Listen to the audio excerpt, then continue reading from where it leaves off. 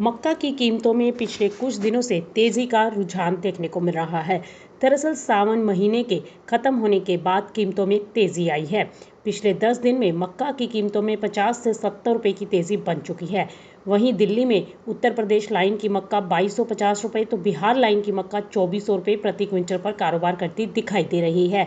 वहीं गुलाबबाग मंडी में मक्का 10 दिनों तक स्थिर रहने के बाद कल भाव में 25 रुपए तेज होकर 2375 रुपए क्विंटल पर पहुंच गई थी। वहीं कासगंज और एटा में भी मक्का के भाव में 30 रुपए की बढ़ोतरी देखने को मिली है।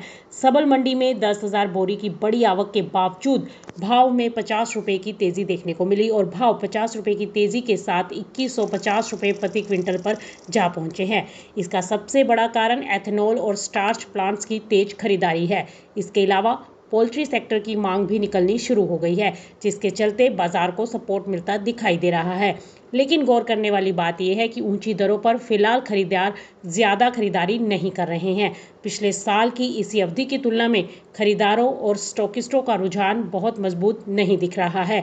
ऐसा सितंबर के मध्य से खरीफ की बम्पर फसल की उम्मीद के कारण भी है। चूंकि अभी बिक्री ज्यादा नहीं है, इसीलिए भाव में 20 से 40 रुपए प्रति क्विंटल की मामूली तेजी और देखने को मिल सकती है। बाजार जानकारों की माने तो मक्का की कीमतों में उतार चढ़ाव बना रह सकता है। वहीं नई मक्का की फसल सितंबर के तीसरे हफ्ते से कर्नाटक के कोप्पल लाइन में आनी शुरू होने की संभावना है और लगभग उसी अवधि में तेलंगाना की फसल भी आनी शुरू होने की उम्मीद है। खरीफ की फसल पिछले साल से लगभग 15 से 20% अधिक होने का अनुमान है और ये लंबी अवधि में सप्लाई को बढ़ा सकती है, जिससे बाजार पर दबाव बन सकता है। फिलहाल एथेनॉल, पोल्ट्री और स्टार्च उद्योग की मांग बरकरार रहने से बाजार में मजबूती दिखाई दे रही है।